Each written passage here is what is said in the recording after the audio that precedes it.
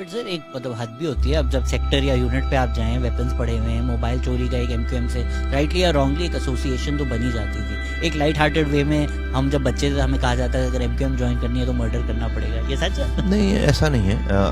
میں آج چونکہ میں مخالف ہوں تو میں ہر بات MQM کی کہوں کہ غلط ہے. نہیں, MQM مجھے تو افسوس ہی ہے کہ اس جیسی کوئی آرگنائزیشن نہیں تھی. ہم پورے پاکستان میں انقلاب لا سکتے تھے, اور جو نوجوان جو لوگ جڑے وہ اپنا سب کچھ انہوں نے لگا دیا ایمانداری کے ساتھ.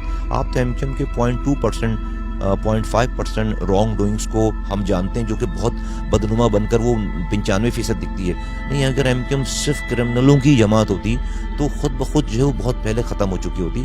نہیں, MQM وہ آئی تھنک اس صدی کی جو ہے وہ بہت بڑی آرگنائزیشن تھی, اور وہ کسی ایک انسان کی وجہ سے نہیں تھی, وہ بہت سارے اچھے انسانوں کی وجہ سے تھی. بہت سارے نوجوانوں نے جینوئنلی کنوکشن کے ساتھ اس کو اپنی ایمان کا, اپنے جسے کہتے ہیں کہ اپنی ذات کا, اپنی ذات سے بڑھ کر اس کا حصہ سمجھ کر اس کے لیے اپنی قربانیاں دی ہیں. لوگوں نے اپنے سامنے کے ہم لوگ اپنے زمانے میں جب ہم بڑے ہو رہے تھے, MQM میں جب بڑے ہو رہے تھے تو ہم دیواروں پہ لکھتے تھے کہ نو بڈی کین برائب MQM. یہ ہم لکھتے تھے اور یہ ہمارا پرائڈ ہوتا تھا کہ MQM کو آپ رشوت دے نہیں سکتے. لیکن میں کہتا ہوں ہاں ٹھیک ہے, اس کے اوپر بحث کیے بغیر کہ میں کیسے بتاؤں کہ بھائی مجھے تو بھائی میرا ایمان تھا, میرا کنوکشن تھا کہ نہیں غلط کر رہے ہیں, ٹھیک ہو رہا ہے جو کچھ ہو رہا ہے. کیونکہ میرے سامنے سانحہ قصبہ علی گڑھ ہے بھائی, کہ جہاں پر 3 گھنٹے 6 گھنٹے میں 350 لوگ مار دیتے ہیں. میں تو وہاں پہ وہ دیکھ کر بڑا ہوں, میں 8ویں کلاس میں وہ دیکھ کر بڑا ہو رہا ہوں کہ بھائی کلاشنکوف لے کر آ رہے ہیں, اور سانحہ قصبہ علی گڑھ کے رہنے والوں کو 6 گھنٹے تک کوئی پولیس نہیں جا رہی, کوئی کچھ نہیں جا رہی, اور 350 لوگوں کو مار دیتے ہیں, جلا دیتے ہیں. میں تو وہ یہ دیکھ کر بڑا ہوا ہوں کہ 10 منٹ میں قادر مقصی صاحب جو ہیں وہ حیدرآباد لطیف آباد میں 30 سپٹمبر کا سانحہ 30 سپٹمبر گاڑیاں آتی ہیں, اور وہ بسوں پہ بس اسٹاپ پہ کھڑے ہوئے لوگوں پر اندھادھند موج اور بستیوں میں فائرنگ کرتی ہیں. 300 آدمی جو ہے مر جاتا ہے. کہ جس اسپتال میں لوگ کر گئے تو لوگ کہتے ہیں کہ ٹخنوں تک جسے کہتے ہیں نا کہ جو ہے وہ اس جہاں پر مریض زخمی تھے اور جہاں پہ لاشیں تھیں وہاں پر خون, کمرے میں خون تھا, اتنا خون تھا.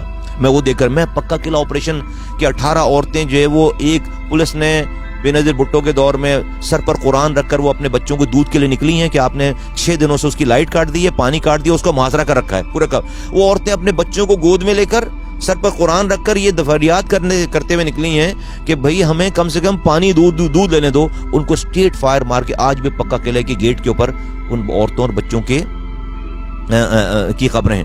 تو مصطفیٰ کمال وہاں سے وہ دیکھ کر بڑا ہوا. تو میں یہ جو آپ بات بالکل ایسی بات تھی, تو ہم تو کہتے تھے بھائی ہمارے پاس زیادتی ہو رہی ہے.